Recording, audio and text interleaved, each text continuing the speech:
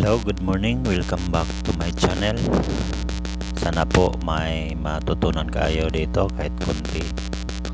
Ito po ay universal board. Invention po itong TV. Ang sira nito mga guys, itong apat na kapasitor, isang vertical IC.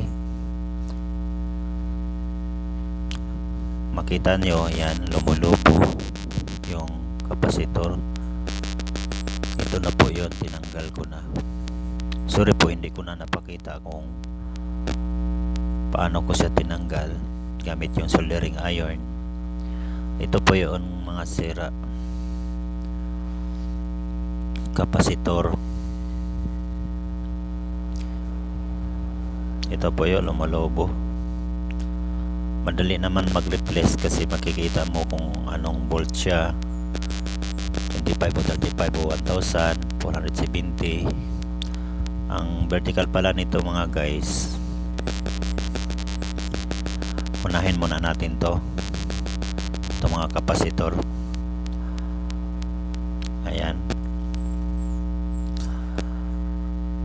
At ito namang vertical IC 78040, pwede LE, pwede TDE. 78040. At ngayon napalitan na natin mga guys. Ito na, nalagay na natin, na-install na natin, at na-resolding na po natin ng yung ibang loose connection. Ayan na po, tapos na. Kailangan natin, subukan nating i-power on. Plug in muna natin sa, ito naka-plug in na pala.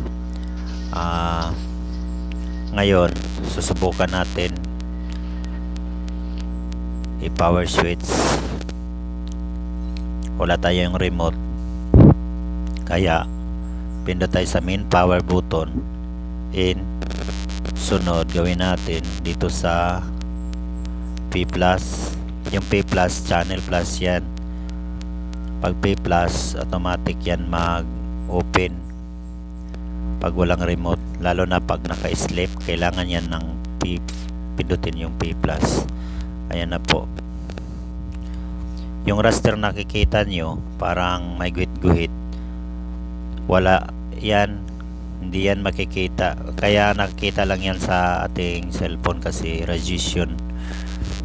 Pero sa totoo po wala yan, hindi yan makikita. Kasi yung mga parang raster guhit,